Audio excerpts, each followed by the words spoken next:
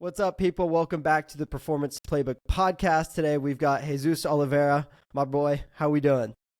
I'm doing good, brother, but I gotta do a little slight correction, man. It's Olivares, but besides that, Olivares. man, I am yes, sir. I'm joyed to be on here today, man. I appreciate you shooting a DM and we make this happen. Of course. Apologies on the name. Always try to be as perfect as possible. No, Um, I get you, bro. I'm like a super well, maybe not as much anymore because I'm not like in such a social environment, but like whenever I was going to school in college and stuff, like for me, like names are like a super big thing to hinge as far as respect goes. So it's like because I'm Mexican American, right? So it's like I'm aware like that my name might not be as easy to pronounce as others. So I mm, always took like that those extra step to like make sure like when I would meet somebody new, I'd be like, hey man, like if like I can't I'm having a hard time pronouncing your name, like can you pronounce it for me so I can like when I talk to you, I say it how it's meant to be. But I mean, like nowadays, man, like I see the same three people every day, so it's not like I'm having to practice this. yeah, yeah. I feel that too. We have like the American way to say my last name, and then like the Italian way to say the last name. So you have like Lo Yeah. Schiavo, and then like if you're actually saying it properly, it's Lo Schiavo. But we just go Hmm. just go with Lo Schiavo. It's a lot easier anyways. So that's what we usually just No, tell I got people. you, man.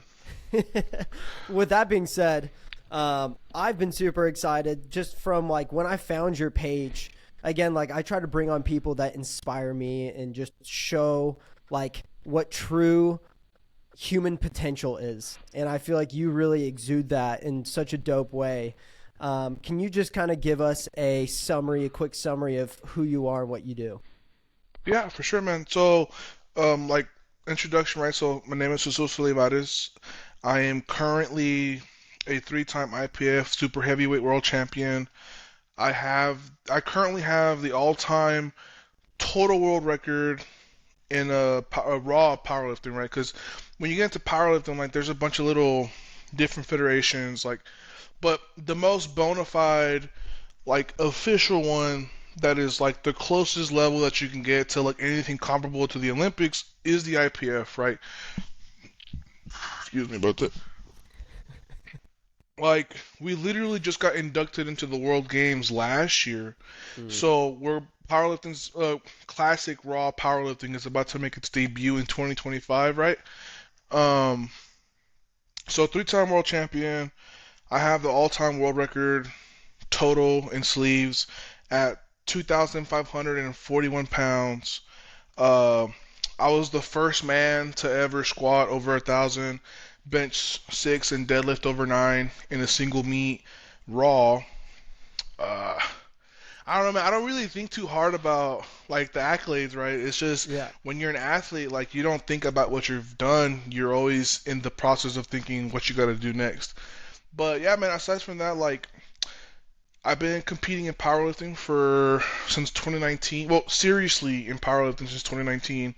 But before that, I played Division II football for a year, and then I threw shot and disc Division I at UTSA for a year. But it's like each year I had some freak accident that kind Mm, of led me to powerlifting, right? So it's yeah. like when I was throwing shot put and discus, freak accident, broke my foot. I was out for 10 months. Mm, When I was playing football, broke my wrist, like freak accident. I was out for another 8 to 9 months. So it's like I just feel like I'm where I'm supposed to be, man. Like it's just the success that I've had and the things that I've done. Like I'm no fool. Like when you do this long enough, you understand. Like when you have a gift and you have like a potential to do something great and you have the team around you, it's almost like it happens by like it's circumstantial, right? By happenstance. But like I know better, and like I just want to like right off the bat in this podcast, it's like it's a God thing, bro. It's like there's no way that I'm just gonna randomly have like the mindset, the commitment, and the potential to do what I do without it having some sort of like, no, God took out his pen. He was just like, roast on fire stuff. But yeah, man, just a little bit about myself right there. Hopefully, it wasn't too Yeah. long. Yeah, no, I love it. I think that's like kind of a perfect intro. I think the one piece that, again, someone that's ignorant of the sport, like I know it's bench, deadlift, and back squat. Yes, sir. You're doing that within a consecutive. Is this like, hey, you've got 5 minutes between each? Like, what does a competition look like? Just because I don't understand That's a what good that. question. Okay. Okay, so at the world level, it is the fast. Like I still so I've been very fortunate to be a part of the first two Sheffield Invitationals that SBD have done. But normally, like Worlds is like where everybody wants to get to become a world champion, right? Yeah. So at Worlds, you have two sessions, right, where you pretty much have like the majority of the participants from other countries who aren't like in Group A, right? Group A is where like essentially you get the eight strongest guys from each weight class and they go head to head together. So an eight lifter flight is pretty damn small because to begin with, you have about 60 seconds from the minute your name is called and they tell you bars loaded. When you hear bars loaded, they start the timer. So you have 60 seconds to like set up, 60. execute the lift, and get the command get the command to rack right. So at Worlds, I think you have anywhere between 5 to 6, maybe 7 minutes of rest in between Oh my God. because yeah, man, and it's like, and honestly, that's about the amount of time I recommend people because I also coach, but so I recommend people take anywhere between 5 to 8 minutes for a rest period between like heavy sets, right? But the kicker is we're loading close to maximum loads, right? Yeah. That is where it gets a little tricky, especially for myself because it's like I'm not just squatting what everybody else is. I'm over here taking like multiple 1,000 pound attempts in a single like 15-minute uh, window, right? Um, so at the like, I mean, and obviously like this is Worlds, right? It's like the pinnacle. It's like the most difficult circumstances. Like it's the harshest officiating. It's the fastest meet. Like I think we get done with all three lifts in like an hour 45 minutes. I think we get like a 10-minute break in between bench and deadlifts, but it's like it's really all go go go, man. Like you got to have your stuff in order. Excuse me. Like you got to have an experienced coach. Like you really need people who have been there, like they're tried and true, and like you got to like kind of have a game plan coming into this because it's like you're not just coming into this to like, oh, like I'm gonna max out on squat, I'm gonna hit like a touch and go bench PR, like oh man, like let me just go, let me go get my straps and YOLO a deadlift. Like no, like if you even squat like parallel, they'll red light you at Worlds. If you like rack your bench before they tell you to, that's a no lift. If your knee is soft on your lockout, red light.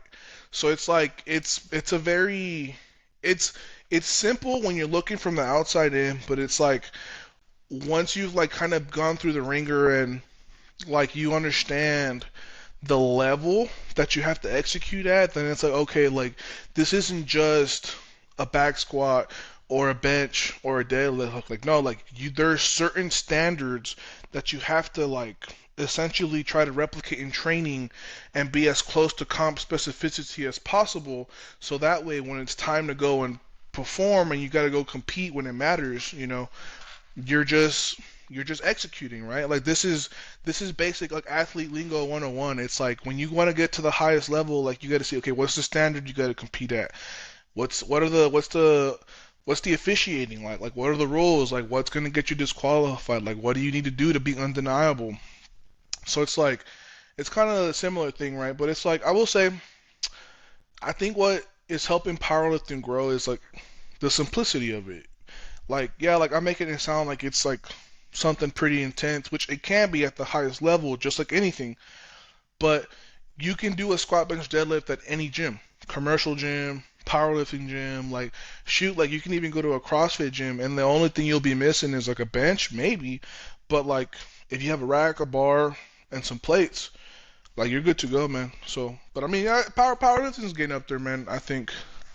Yeah, well, so that was kind of one of my questions, and maybe we can just tap on that now. But like, I feel like with social media and like, I'm just gonna call it like the TikTokification of a lot of sports that are being filmed now, especially within the quick reels. You get like a quick highlight reel of maybe like what Yeah. you do or what someone else does, and like I feel like powerlifting. I've seen a bunch of it, like a bunch of powerlifting.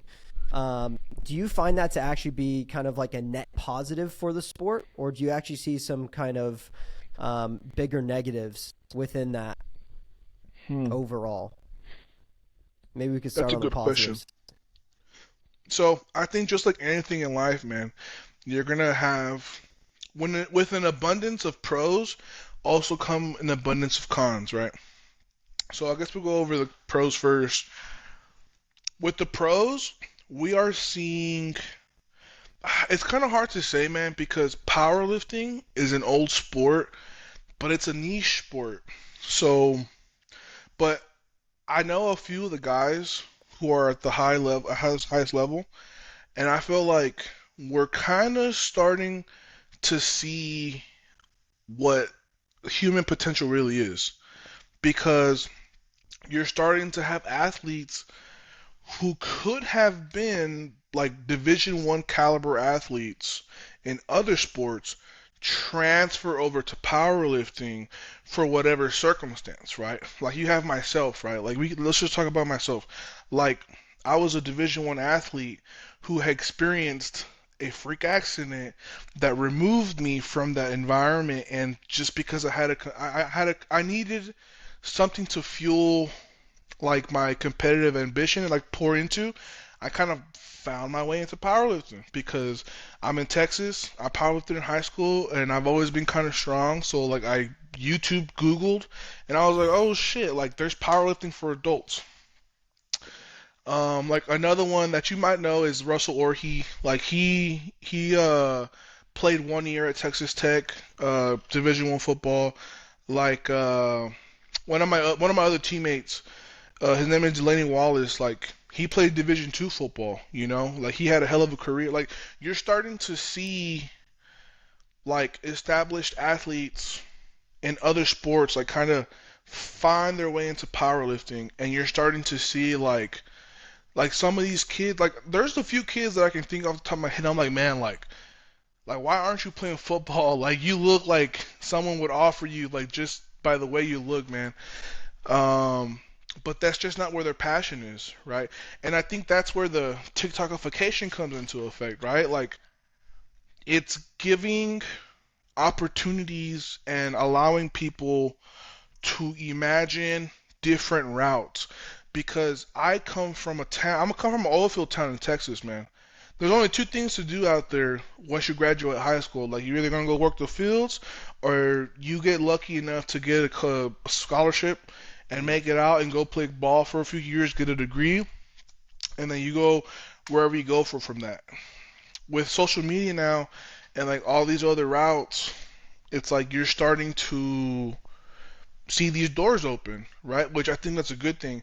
So we're seeing an import of talent, right? And a bunch of like new faces and characters, and you always want that because it's like you start to see like the potential of the next generation, right? Like right now, there's a bunch of 18 to 19-year olds who are pretty damn strong, and it's like if these guys can like capitalize and be smart, stay healthy, then by the time they're like in my position, they're going to be the ones who reap the benefits from like the hard work that I'm doing and a bunch of the other guys, right? Like powerlifting just like starting to scratch the surface, but the cons is I feel like because it's so difficult to really have these kind of conversations on a mass platform, right? Like Like if somehow like this podcast or video like just hits the right audience,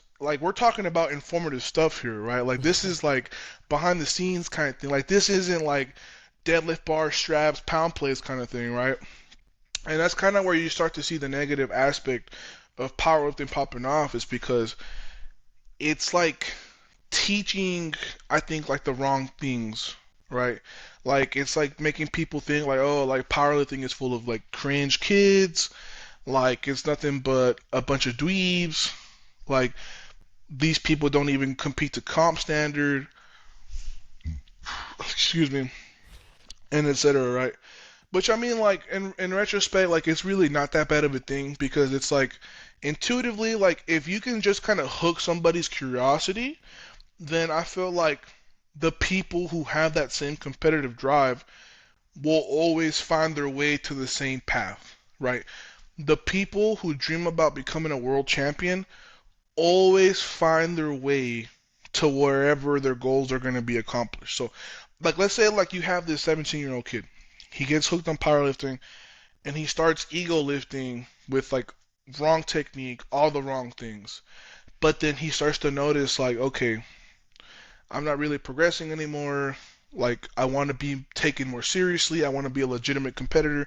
Okay, like, where's the next steps? And then you start to look up, okay, who are the top guys? Like, what route did they take to get where I want to be? And then it's just like this little journey starter, man. So, I mean, it's just, it's like a lot, but I also think I think it's more of a positive than a negative, to be honest.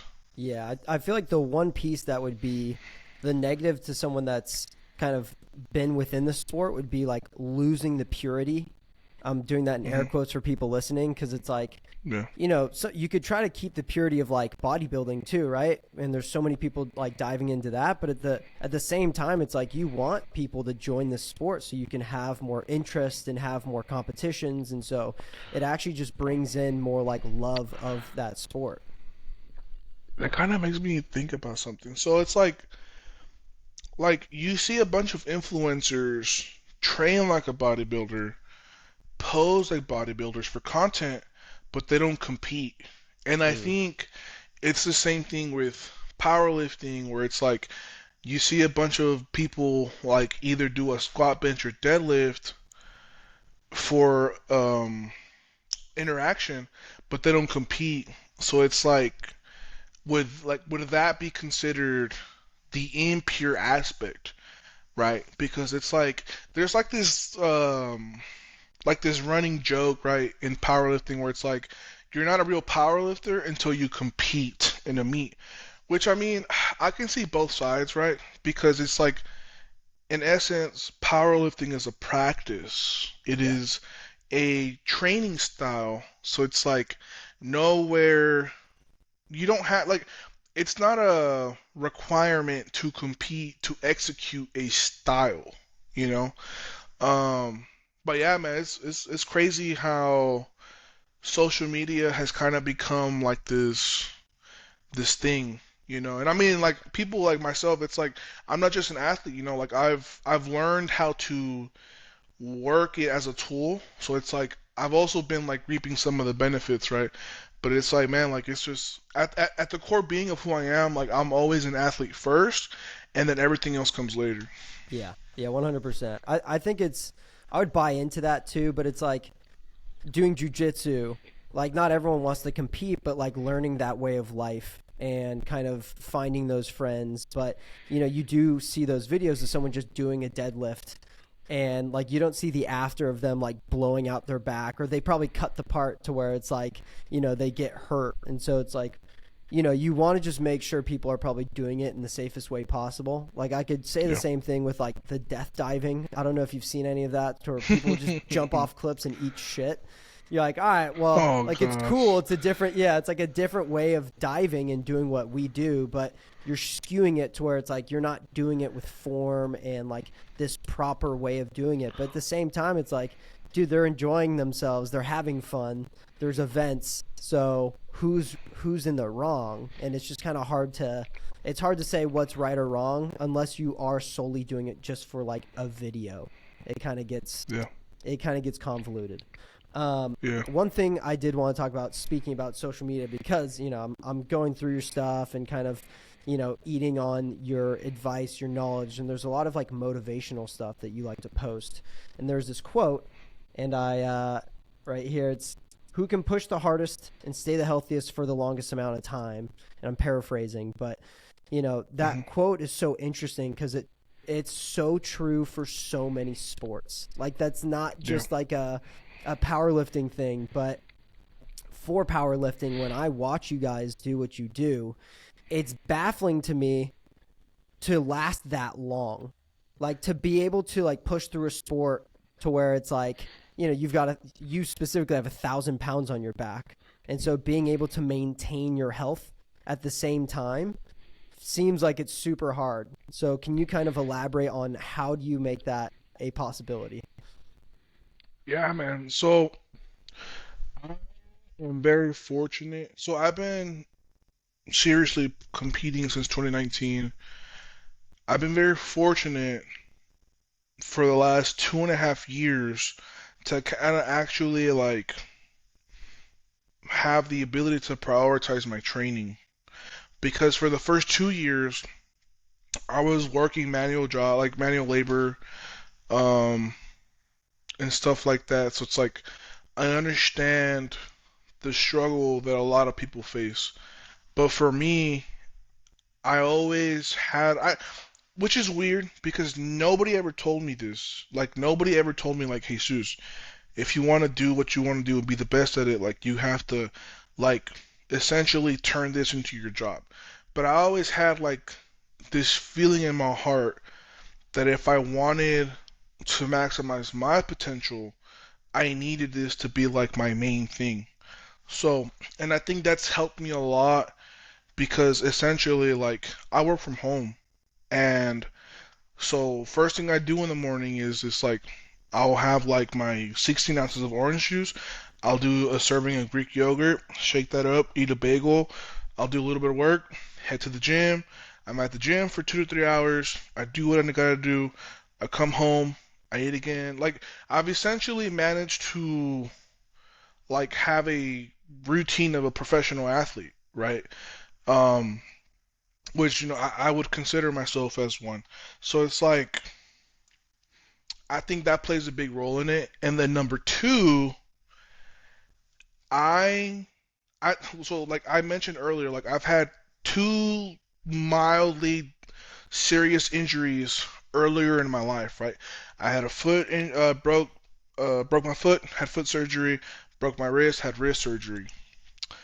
Those two surgeries having been engraved into my head, so it's like any time that I feel like I am at risk, I will like pull back hard, right? Mm. So, and this is a good practice to have, I think, in any kind of training from my understanding, right? It's like you can push hard for a few weeks, but it's like your body has a work capacity, right? And it's like you have 100 points per week, and like once you hit that, like once you get to zero, like if you don't give yourself enough time to get back to 100 or wherever you need to be at that point in prep, like the following week, like you kind of like your fatigue management is inadequate. And that's something that I feel like I'm very good at. It's like, yeah, I'm working really hard. I'm pushing insane amount of weights, but my fatigue management, I think, is probably like my second or third best skill, right? If that's what we're gonna call them for this duration of the conversation, is like, and that all started because I've already had two injuries that took me out 8 to 10 months.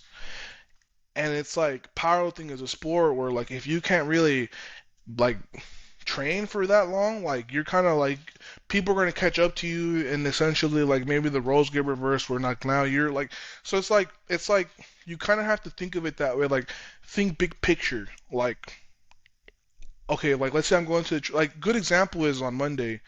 So last week was week two of my second block going into Worlds. I had a crazy week. I hit 870 for 5 on Monday on squat. Bench was okay, but then on so I rest Wednesday. On Thursday, I did 850 for two doubles, which I've never done before, and then like even my back downs were still moderately intense. But I felt like I might have like strained an abdominal muscle Monday, right? But it's not severe. Even right now, like it feels like a point. It's getting better. It's like like at its worst, it was like a 1 out of 10. But my process, like my thought of process is like, okay, abdominal injuries are like one of the scariest areas to have to navigate, right? I've never really had an abdominal injury before, so it's like, okay, like something feels off. Like, worst case scenario, it's a hernia. Like, don't want that to happen, right? Because then essentially, like, I would either have to get surgery, like, like, what are the next process? What's the next steps? So then I was like, you know what? Like, I go through this whole line of like process of elimination, and I'm like, okay, like, I don't think it's that. In my opinion, I think it's like a strain. So I was like, okay, because I could still lift. Like, I can still go lift my normal amounts of weights without it bugging me during the lift. But it's more so the thought of, okay, like, I know I'm pushing hard. It's probably time for me to deload a little. And this is probably my body's way of telling me, like, Jesus, like, you've been going ham for 6 weeks now. Like, let's pull back week 7. Let's just kind of chill the rest of the week. Like, we'll still go to the gym, hit like my bodybuilding accessories, like just kind of be a little active, right? Active recovery, right? And then we'll move forward past that. Where I feel like a lot of people will be like have this hardcore mentality of like, oh no, like if I can lift, I'm gonna lift. So then they'll push and they'll push, and then eventually like you could rupture something or you could tear something, or you're out for 8 months, right? So that's kind of my train of thought is like, okay, like if I don't feel like this is smart, then I'm gonna like try to go through this process of elimination where I'm like, okay, like am I just overthinking things, or is there something I really need to be aware of, right?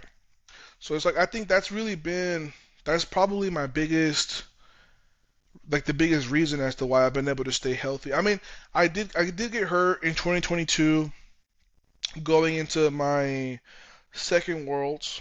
I had a pretty severe like low back injury. I still went to go compete. I got hurt even worse at Worlds.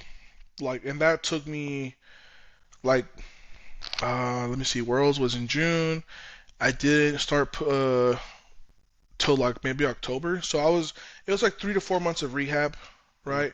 Like I literally went back to one plate and I was doing like tempo pause with one plate, and like that was painful, right? But I mean, I worked my way back up. So it's just like for me, like I really try to be smart and I try to avoid like I'm gonna just beat myself up if I get myself hurt, right? Like getting hurt during a competition isn't the same thing as like you having the experience and the knowledge to be like, okay, like if I do this, I'm gonna get hurt, but I don't care. And then you do it, and then you get hurt, and like now you're like, I'm a dummy, right? Yeah. I think like those situations are the ones you avoid and you're smart with, and like that's how you stay healthy over a period of time.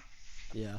I feel like it's hard for a lot of people starting, especially younger athletes, to understand that concept of like sometimes it's better, sometimes it's more high performance to just say no and to just stop and Yeah. pause and to like actually recover. Like I again, I feel like that floats through every single sport. It's like sometimes, you keep listening to the motivational videos and you're getting all jacked up. And you're like, no, no, no, I got to push through. I got to push through. It's like, no, no, no.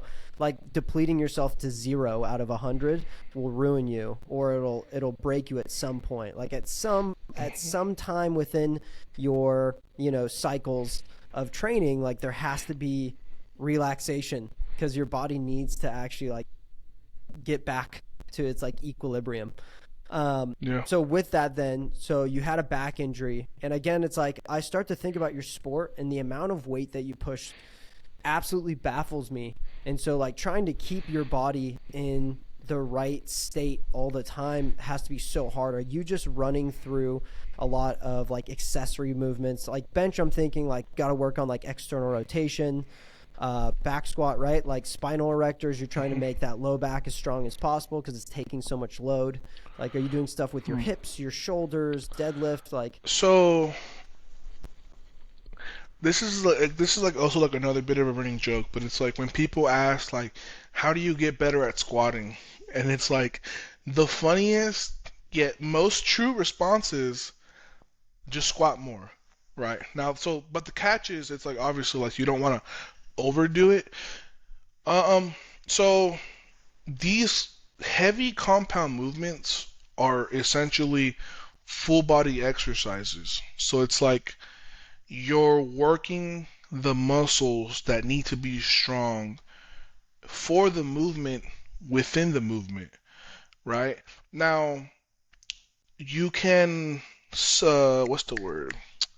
Implement more of like rehabilitatory accessories, right? Like, in my opinion, some of the most underrated accessories for a powerlifting program would be like the abductor and the abduction machine, right? mm, yeah, And you typically only see like women use these accessories on social media, right? Because it's a part of like their booty blaster workout, right? But yeah, when you do them how they're supposed to be done, I think they are some of the most beneficial movements you could have in your arsenal, right? Another one would be like a lot of unilateral movements, right?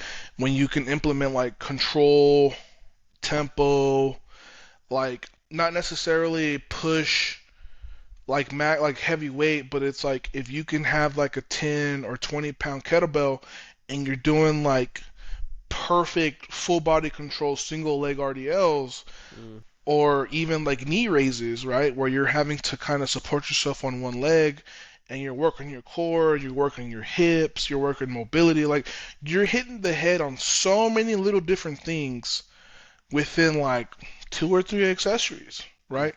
Because I do think the best powerlifters are they have a combination of like obviously like everybody's doing their compound movements, right? Squat, bench, deadlift, and then within your compound movements, you have several little variations of each movement that kind of attack a different thing, right? So like with bench, my favorite variation is close grip, right? And like I like people will split hairs on what is close grip, but I think the best interpretation is going to be like ring index finger at the edge of the knurling on a bar, right? So it's like you're essentially like isolating your triceps in that yep, movement, right? Uh um and then like you work the muscles, you work the big muscles that are necessary within the movement, but then like I would say like if you're having like shoulder pain or if there's a if you're like knowledgeable enough to kind of analyze yourself or if you have a coach do it for you, you can kind of feel and see where maybe your technique is deficient and then if it isn't from a technical standpoint, then maybe like it could be musculature, right? mm, Like maybe like for my brother for example, like he just competed at nationals a few weeks ago, and his rear delt took a beating after his squats, right? He ended up squatting 892, just a few pounds shy of 900, and his rear delt took like this has never happened because obviously like he doesn't bench right after his squats in training. So there was no way for us to know that was going to happen on meet day. Now mm, we do. So I'm his coach. So it's now my responsibility to be like, okay, like this could potentially be a deficiency in your rear delts. Like maybe one, we start benching after squats, like not heavy, maybe like a tertiary type bench where it's like um RPE 5 or less, right? And then what else you can do is you can start to reinforce the area that took a hit, right? So it's like when you can kind of cut down and break these issues down in that manner, like you start to kind of look at your body Like let's say like you're playing what's a good game? Like shoot. Like do you play Elden Ring by chance? Or do you like are you Yeah, familiar with it? yeah. Okay, right. Like let's say like a certain hat gives you a certain boost. It gives you like +5 intelligence, right? And like you're just to wield a certain weapon. It's Mm, kind of like that. Like certain accessories are gonna give you a stat boost on certain areas that you need to kind of bolster your body in, right? But mm, it's like everybody's unique, right? yeah, Not everyone's gonna have the same issue. Not everyone's gonna have the same levers or the same mechanics, right? So I think a lot of people experience things differently, but it's just like you definitely want to be able to break things down like this because it's like what's a good example for me? Like for me it's like so like yes, I rehabbed my low back from Worlds, but it's like I think the way that I healed, like I think my piriformis like probably healed over my sciatic nerve. So it's like if I'm not walking every day or if I'm not doing a certain accessory like a few times a week, that pain comes back. It doesn't inhibit me from training, but it's more so outside of the gym that it becomes a nuisance. So it's like now I have to kind of do the same routine to make yeah, sure that my quality of life is enjoyable and my training is running on all cylinders. Excuse me. So it's like you definitely want to be able to like not just be a meathead when you need to, but you also got to like educate yourself and be like, okay, why am I doing this? What is this like attacking and what is it going to attribute to? And then it's like when you can kind of develop this line of thinking, then it's like you could really troubleshoot almost anything on the go, right? And this kind of ties back into the previous question where it's like when you can kind of troubleshoot as you go, it also helps you stay healthy because it's like let's say your knee starts bugging halfway through squats like okay like if you don't have the experience or the ability to kind of deduce like okay is this something I really need to take a step back on or maybe my left toe is externally rotated like 4 degrees too much and I just need to turn it back in so that way I'm what's the word like you're just lined up better, right? yeah, So it's yeah, like you kind of you just get a little smarter as you go, like you get stronger and you get better. So yeah, yeah. So just kind of then analyzing that. So you wouldn't necessarily tell someone that's just starting to do all of these accessories because you want to have either a training partner or a coach, see what's going on. We'll just use the back squat, and then maybe they'll see kind of some imbalance within your posture or whatever's going on, and then that's when you want to isolate. And hmm maybe they see some like knee valgus at the bottom of the squat, then you're like, hey, maybe yeah. we need to isolate and work on your adductors a little bit and actually utilize that machine, let go of your ego and take it away from the chicks, jump on it. But would you kind of say that? Because sometimes, like you said, the best Yeah, way to man. jump into a squat is squat. I'll say when you're just starting off, I think one of the best routes you can take is keep it simple. Powerlifting kind of went through a phase where there are a group of coaches who are very intelligent, great guys, really good at what they do, but they kind of pride themselves on their vernacular, their vocabulary, and their diction, right? Which is all kind of the same thing. Yeah. And the majority of people don't understand what they're listening to, right? And it's like powerless. There's and essentially you get exposed to the people who overthink, overanalyze, and are overly critical. You don't want to go that route when you're a beginner. When you're a beginner and you're just starting off, like it's like when you go through grade school, man. You learn your ABCs, you learn addition, you learn subtraction. Now, people are going to develop and learn at different rates, right?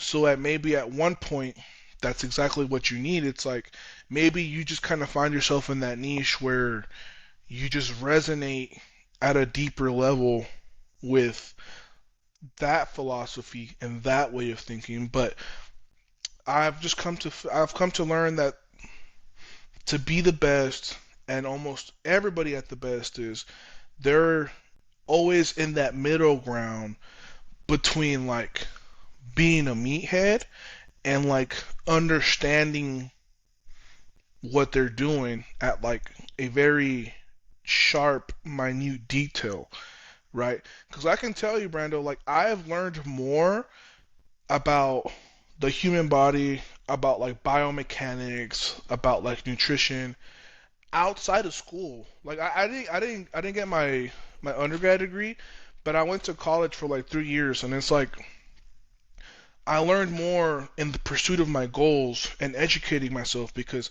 I've always had this understanding that like you always have to be a student of the game. There's always something to be learned.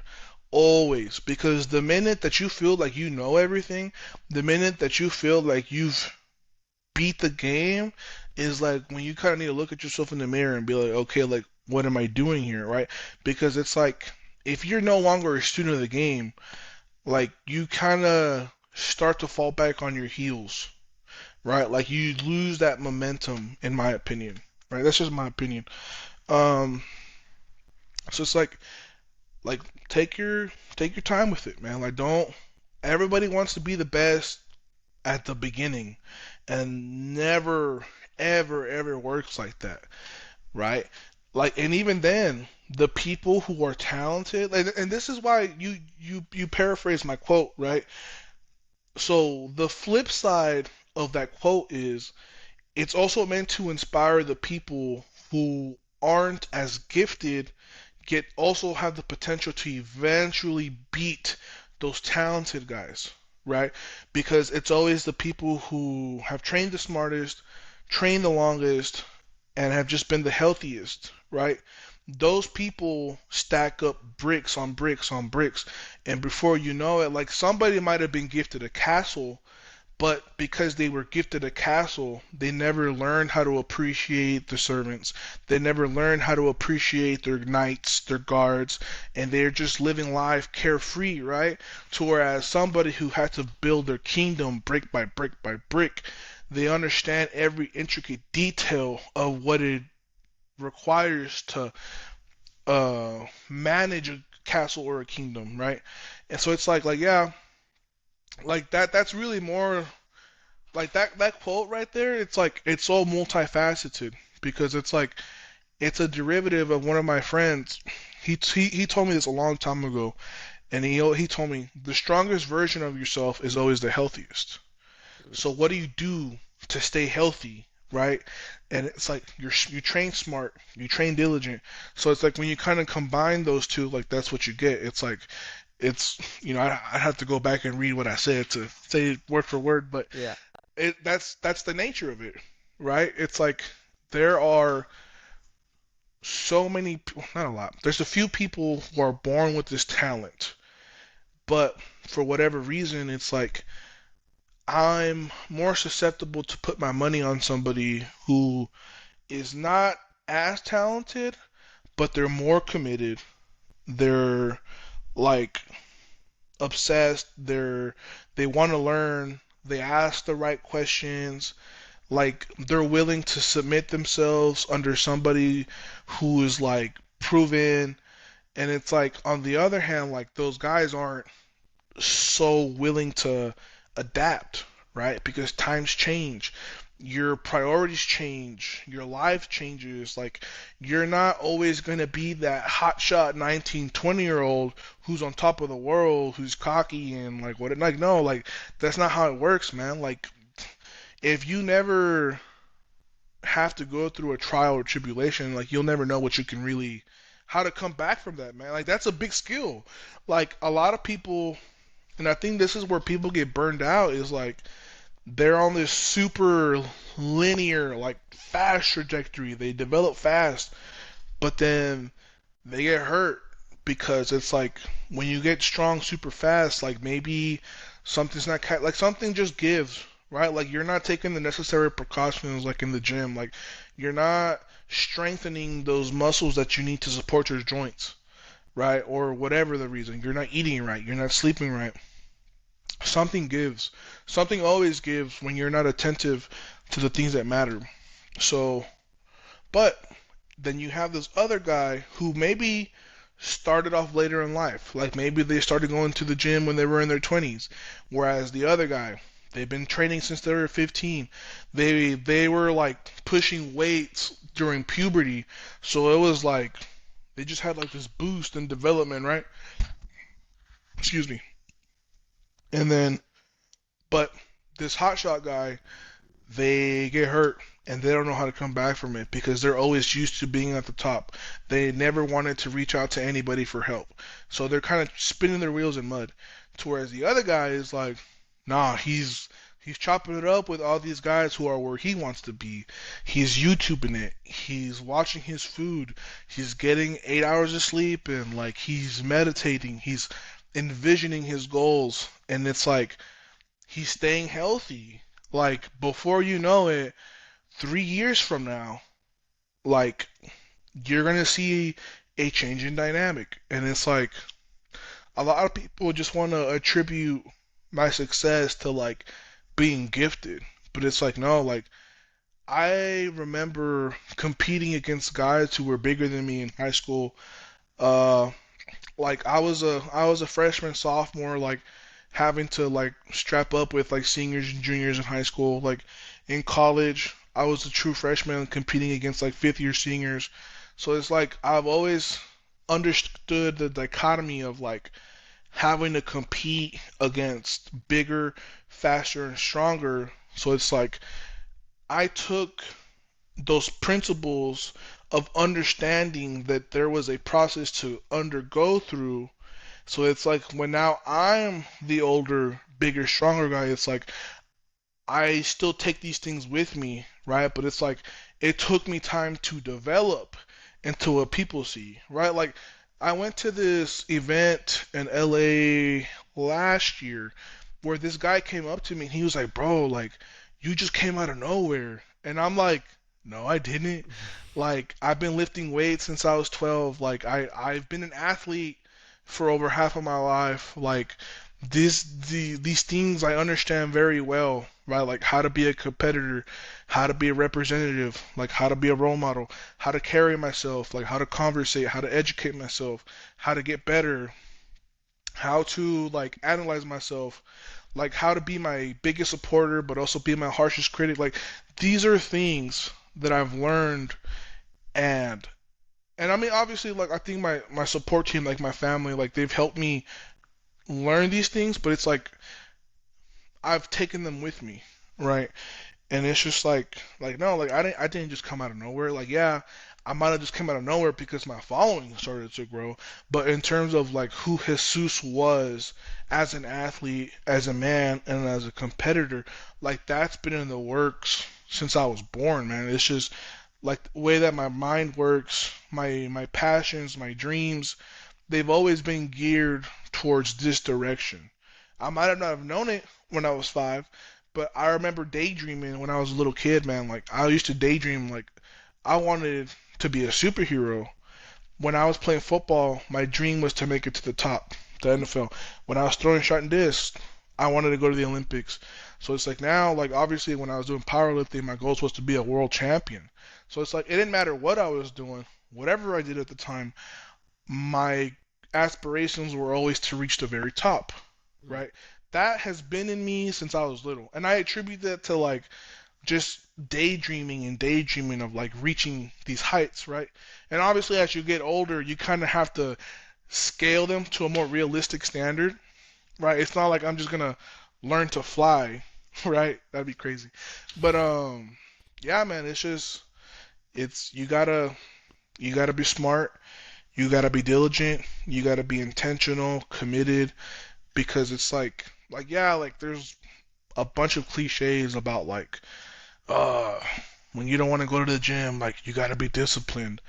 But it's like not a lot of people go into that and explain what it feels like to not want to go to the gym and what it means to be disciplined. They'll just say it and they'll hope people understand, right? Like you can listen to like David Goggins or like Jocko, and they'll say like, "Oh, like discipline, discipline." It's like, stop. What do you mean? Like, what does it mean to be disciplined? Like, what does it look like? And they'll just kind of, like, you know what I'm saying? But Yeah.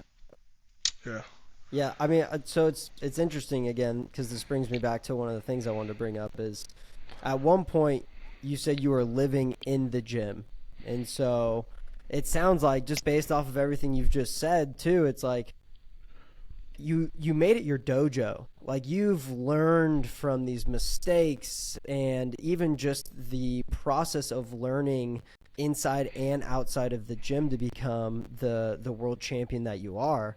Do you think that cultivated that curiosity and that passion was like being at that low and like living there and having to clean the gym and do all that stuff? Like did that kind of build you up that way?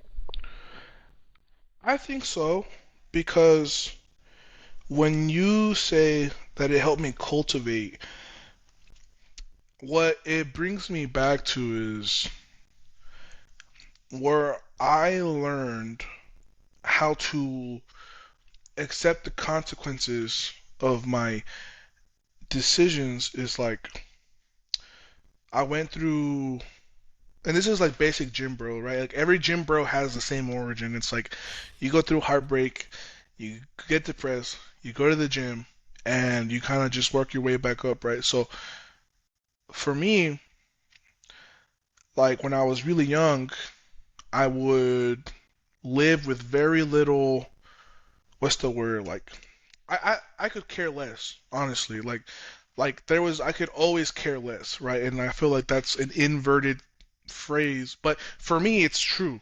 Like I didn't really have much care for the consequences of my decisions. I always like live life like not really giving a crap, right? I was in high school, I was 18, 19. I was living life on my own whim, right? And some stuff happened and it kind of woke me up to the realization of my actions leave a footprint. The actions I'm doing now are going to just like they're going to set me up for tomorrow. What you do today sets you up for tomorrow. And it kind of like it left me with this realization that I really didn't have much to show for myself. I really I went through high school like with all my coaches like telling me like, "Hey Sus, like you better do something. Like you're way too talented, you're way too gifted to not do something with your life. Like you need to do something." So it's like people have always like spoke this into my life, right? Like I've always been talented, strong, like athletic, smart, right? And it's just like I didn't really have the drive to kind of put all those things into effect. So when I came to the realization that I really was a nobody and I felt like a nobody, it kind of like strung a chord in my heart and like it lit this fire under my ass that I wanted to prove to myself and to my family and to the people who in essence like kind of gave up on me is watch this, right?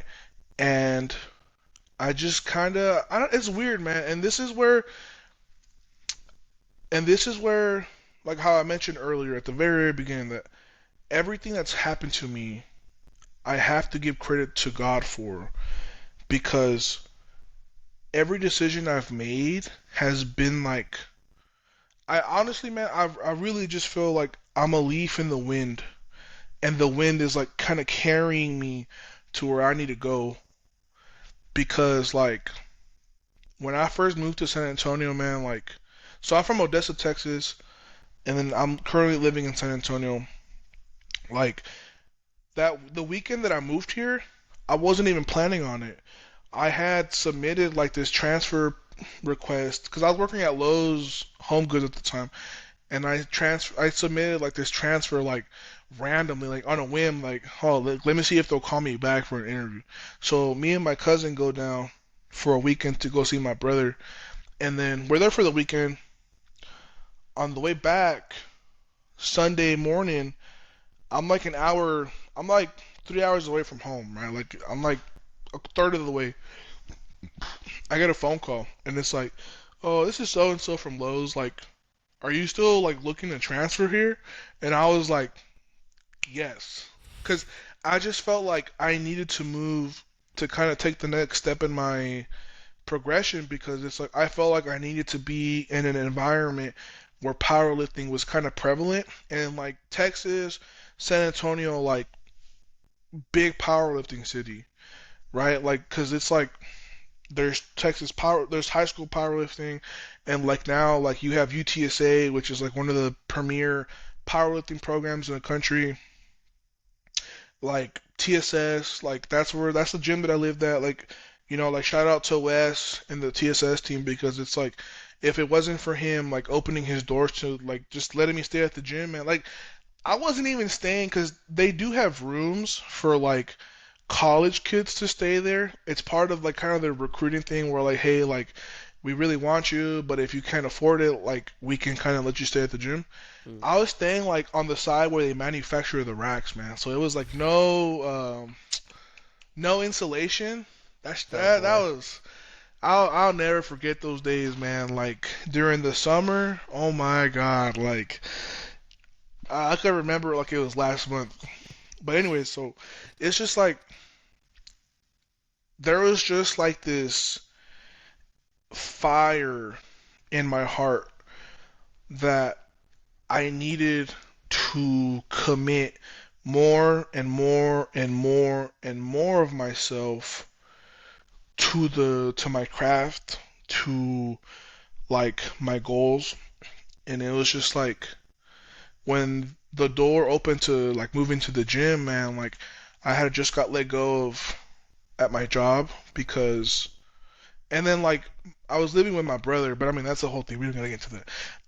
Cause he'll probably listen to this and be like, "Not again, dude! Like you're gonna say this again." Um, Essentially, like I had a window to find somewhere else to live at because it was just like my brother kind of putting the pressure on me to grow up, right? Like he was doing it out of brotherly love because it was time for me to start maturing in that direction. So when that opportunity came up, man, like I took it in a heartbeat because it was just like it was where I felt like I needed to go. So it was like when I was there, like my car, I mean like I was very like as long as I had a roof over my head, as long as I had like I wasn't eating good. I had to go to like Dollar Tree and get like those dollar frozen meals. Dang. Um unless like my buddy would help me out with like some rice and chicken breast. So it was like I don't ever really talk about like the specifics. I just tell people that like I lived at the gym, but it was like my all I knew was that like I was literally training like my life depended on it because in my eyes it did. My success was going to validate everything I had done up until that point. Now, yes, like looking back, I probably could have had a part-time job to help support myself, but it was just like I mean, I had like a few athletes I was coaching at the time, but it's like my car almost got repoed, like my phone got cut off, um, like I was living on Dollar Tree meals, man. Like I had to go wash clothes at my friend's house, and it's just like it really helps me appreciate where I've come, right? Because it's like in essence, I've climbed the mountain. I've become the mountain for other people to climb, but it's like there are still things I feel like I need to do, right?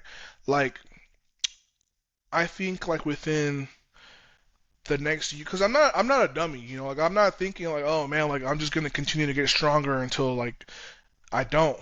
right? Like I understand, like, okay, I'm pretty big. It might be sustainable right now, but is it really going to be smart when I'm like 35 or older? Is this really going to be smart when I'm at past a certain point?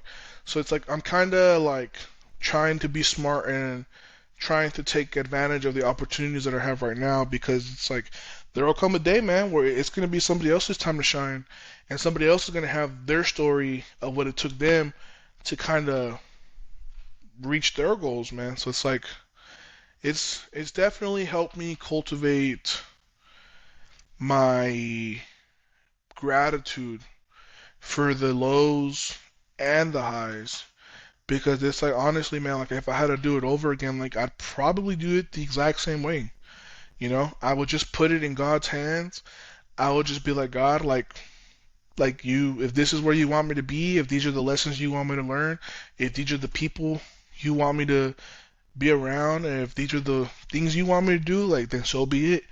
Because it's just like everything that I've been through, man, it's like I don't ever look at it as a hardship. Like me almost getting my car repoed, I don't look at that as a hardship. Like my phone bill being cut off and having to pay like a dumb amount of money to get it reinstated, I don't look at that as a hardship. Like me having to live on Dollar Tree food, because everything that I was undergoing was by my own it was my own choices. I lived with my choices, but I knew that my choices were the ones I needed to make to get to where I wanted to go. At least that was the route I saw, right? So it's just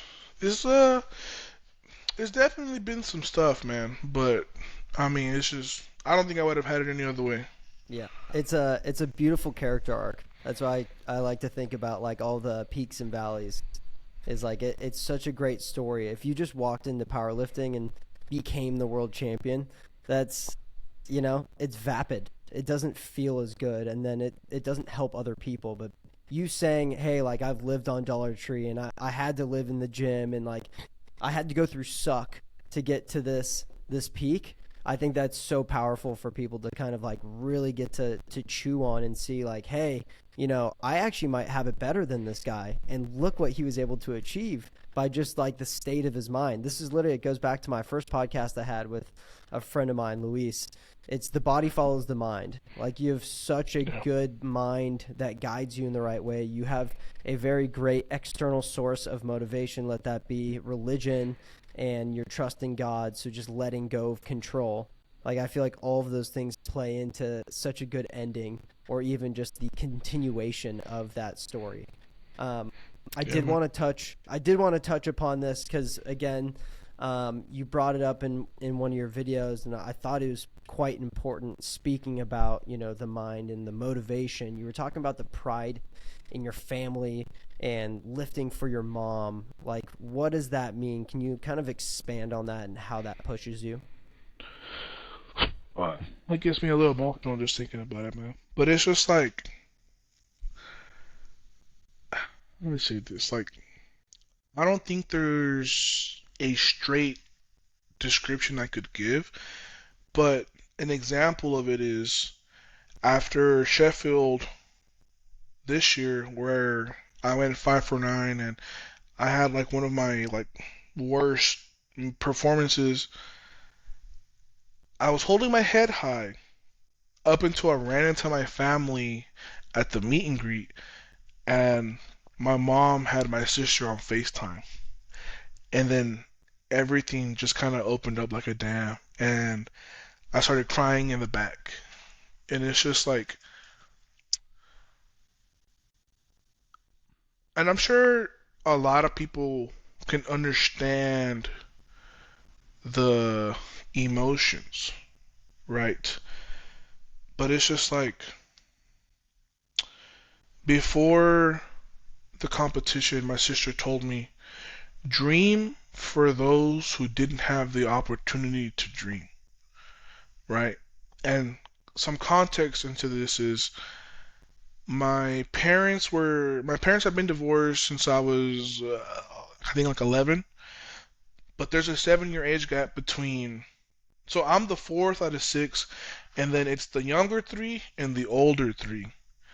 The older three lived under my dad, and there's just like my oldest brother, whom to this day I will swear up and down is probably the most he was probably the most talented out of the bunch because he was 6'4", he was 270, and he ran a 4.7 in high school. Oh my He god. squatted like 615 for reps. Like he was a unit, Yeah. and he had multiple offers to go play Division 1 football, like in Oklahoma, like UT, Arkansas. But my dad didn't let him go because he wanted him to stay home and help him with his business, right? My dad lacked the vision of the potential and possibility of what could be accomplished, right? So, boom, right there. Like, who knows what the hell our lives could have been like had our older brother like gone the whole way, right? Because he like I still think like he was stronger than me like by 2 years ahead, and I had more like training experience under my belt. Like he was just more developed and more athletic and had a bigger frame at his age than when I was his age, right? Um, like my sister and my brother, like they couldn't go to whatever college they wanted to. Like they pretty much, long story short, they lived under a very like old-fashioned, like kind of abusive family, right? So they never had the opportunity to go reach their dreams. My sister wanted to go be a doctor, like, but she had like opportunities to go to some of the most prestigious like universities in the United States. But my dad was like, no, you got to go to a community college. You got to go to this college. You can't go to that college, right? He closed doors for her that got open for her. And then for my brother, like same thing. He was about to go to law school, but my dad was like, no, like you got to help with the business. Like you can't go anywhere.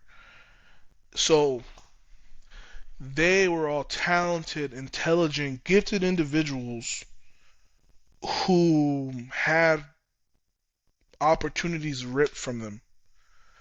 And then now you have the younger three, which is myself, Pablo, and Carlos, right? So I'm 25, Pablo is 24, and Carlos is 17. And it kind of shifts.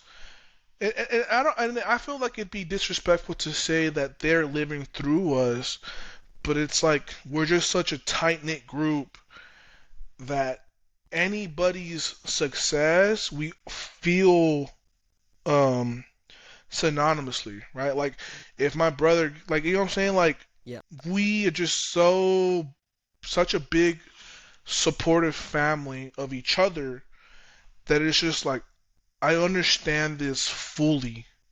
I understand what it means to support my family and be supported by them. That it's like I don't just say this loosely. Like I say this with the comprehension of what it means to have my family support, right? And then at the same time, it's like I have a niece, I have three nephews now, and it's like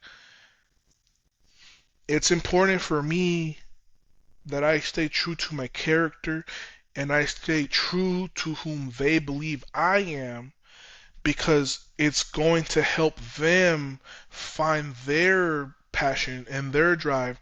And whenever they're going through tough times, they're going to be able to look at me and be like, dang, like, hey, like, Theo, like, what did you do? What would you do in this situation? Or like, they can, you know what I'm saying? So it's like, that's what it means to me. It's Mm. like it's just kind of like a big picture, right? Like it's not just my train of thought in terms of like I want to be a world champion because it makes me feel good, or I want to be the best because I want to have a big head. Like no, like to me, it's not even about those things. It's simply about doing my best so I can show the next generation that it can be done. Not about how to do it, just that it can, right? Because when people get too fixated on the how, they forget where the finish line is. Like don't even look at the finish line, or don't look at the path, look at the finish line.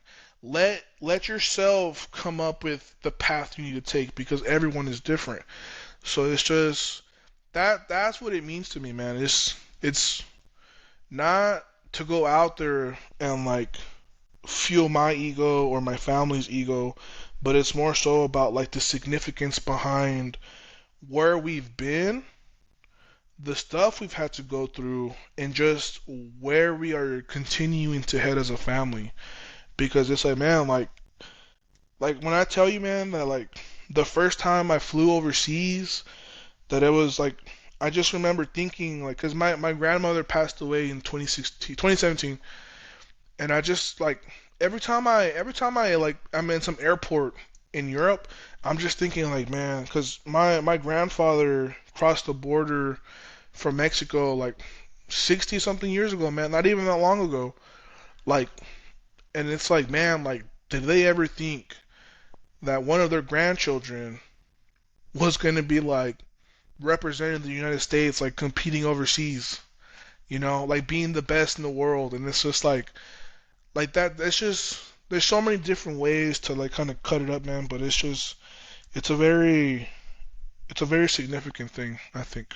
Yeah, I love that, and that's again, there's more beauty to that story, and it's a great driver and a motivator not to just do it for yourself and to build up that ego, because sometimes that fades away, and you get into a competition and there's a well over 1,000 pounds on your back, and it's you've got to have like a bigger why than you. Um, yeah, No, yeah, that's so true, man. Because it's like when you're loading that much weight, it's like there's moments, man, where it's like you don't want to be under that weight. Like I was talking to my girlfriend the other day, and I'm like, man, like I can't wait until like I'm ready to retire, because it's like I'm gonna just go into the gym and like I don't even know if I'm gonna touch the barbell. I might just go be a gym bro and do like machines, yeah. because it's like it takes such a toll to come in like consistently and do what I do. Or I mean, there's other people too, but it's just like man, like I just like I mean, I don't want people to confuse what I'm saying with like, oh, like I'm ready to like I'm getting tired of it, because it's like I feel like I'm still locked in for at least another. That's how it always is, man. It's like you kind of have to lock in year by year. You really can't do like long stints, because it's like priorities do change. You really don't know how you're going to feel, right? And you always have to give yourself that room to breathe and think, and to make sure that it's your choice, right? Because I feel like when it starts to feel like it's not your choice, you kind of start to resent it. Mm. It takes the enjoyment out of it. But because I love what I do, man. I love going into the gym. I love getting better. Like I love being able to spread my message and my story, and like the reach that I've developed.